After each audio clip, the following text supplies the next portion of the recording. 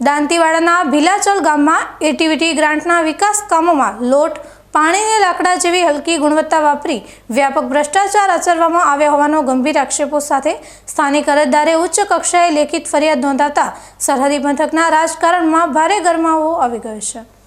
દાંતીવાડા તાલુકાના ભીલાચલ ગામમાં વિકાસના નામે સરકારી નાણાંનો કેવો ખુલ્લેઆમ ધુમાડો કરવામાં આવે છે તેનો જીવતો જાગતો પુરાવો આ લોકાર્પણ પહેલાં જ બિસ્માર બનેલા સરકારી કામો આપી રહ્યા છે।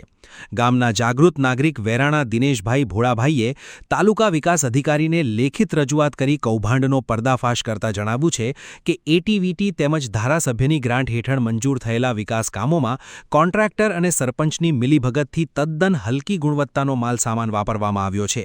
આ સરકારી કામ પૂર્ણ થયાને હજુ માંડ 15 દિવસ જેટલો ટૂંકો સમય થયો છે ત્યાં જ નવી નવેલી દિવાલોમાં મસમોટી તિરાડો પડી ગઈ છે અને ચણતરમાં જરૂરી પાણીનો છંટકાવ સુદ્ધા કરવામાં આવ્યો નથી।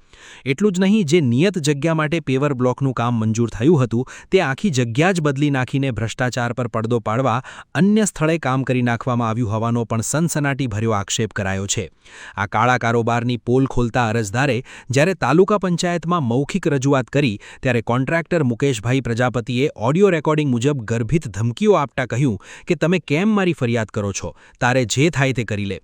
વિકાસના નામે ચાલતી આ લૂંટ સામે હવે ભીલાચલના ગ્રામજનોમાં ભારે આક્રોશ ફાટી નીકળ્યો છે અને ભ્રષ્ટાચારી કામોના નાણાં તાત્કાલિક રોકી સ્થળ તપાસ કરવાની માંગ બળવત્તર બની છે।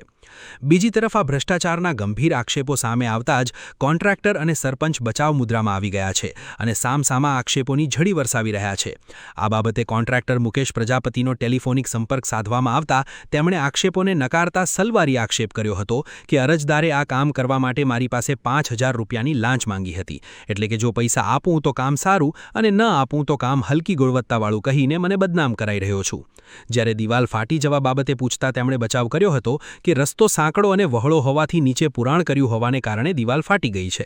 આ સમગ્ર મામલે ભીલાચલ ગામના સરપંચ મોડાભાઈ કરણાભાઈ આલે ટેલિફોનિક વાતચીતમાં રહસ્ય સ્ફોટ કર્યો હતો કે જિલ્લામાંથી ધારાસભ્યની 5 લાખની ગ્રાન્ટ આવી હતી અને 5 લાખનો જ વર્ક ઓર્ડર કઢાવ્યો હતો અને આ કામ કોઈ કોન્ટ્રાક્ટરે નહીં પણ પોતે જ કરાવ્યું છે।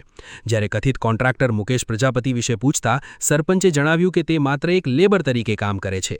સરપંચે દિવાલ ફાટવાની વાત સ્વીકારતા જણાવ્યું હતું કે વહોળાની જગ્યાએ પુરાણ હોવાથી થોડી દિવાલ ફાટી ગઈ છે, જે અમે સ્વખર્ચે મરામત કરાવી દઈશું।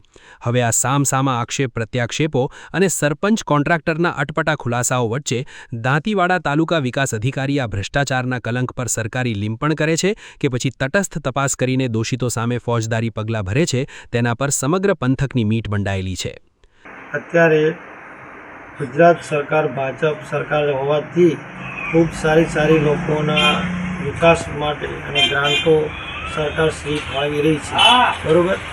તો એ સરકાર ગ્રાન્ટો ફાળવે છે, ગ્રાન્ટ ધારાધોરણ મુજબ સરપંચ શ્રી અને કોન્ટ્રાક્ટરો દ્વારા કામ થતું હોય છે, બરાબર।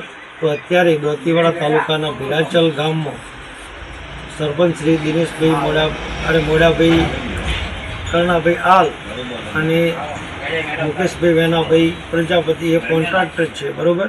તો એ કામ કરતો છે અને એટીવીટીની ગ્રાન્ટ ભોળાભાઈ વેરાણાના ઘર તરફ એમાં 30-40 ઘરોવાળા ખેતરોવાળાનો રસ્તો હોય ખરવટનું કામ હોવાથી એ મંજૂર થયેલું હતું અને એની અંદર અત્યારે 15 દિવસમાં કામ કરવામાં ગુણવત્તા વગરનું કામ કરેલું, દિવાલો ખરી છે, દિવાલની અંદર તિરાડો પડે છે, બરાબર। એની અંદર કોઈ પાણીનો છંટકાવ થતો નથી અને અમે આ કામ ગુણવત્તા વગરનું કરવાથી તાલુકા પંચાયતના એસઓ અધિકારી શ્રીને મૌખિક રજૂઆત કરવાથી આ કોન્ટ્રાક્ટરશ્રી અમને ફોન દ્વારા ધાક ધમકી અને બધું અપશબ્દો ગેરવર્તન કરી અને દબાવવાનો પ્રયાસ કરે છે।